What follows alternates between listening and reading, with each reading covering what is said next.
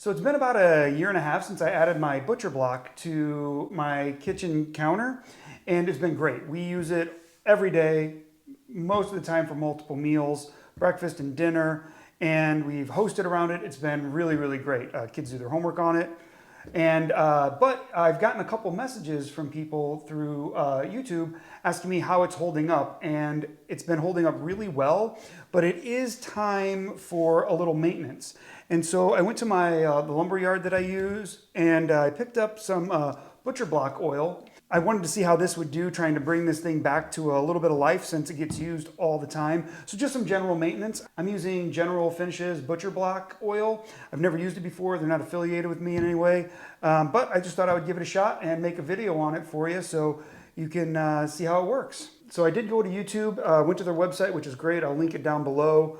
To figure out how they suggest applying it. So basically you're just supposed to apply it liberally for about 1 to 2 minutes. You can go a little longer if you needed to, and then wipe it down. So I got some nice rags, and yeah, let's go ahead and get started and see how it goes.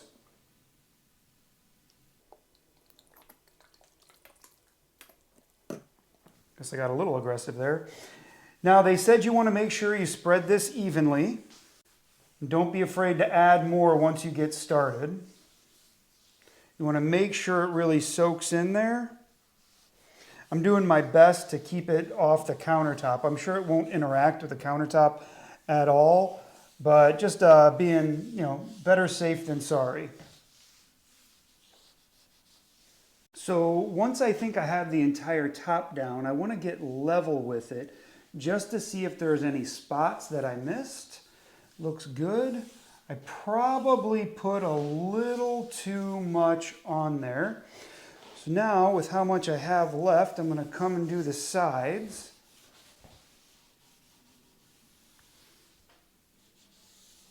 It's already starting to penetrate and soak in. This stuff works really fast.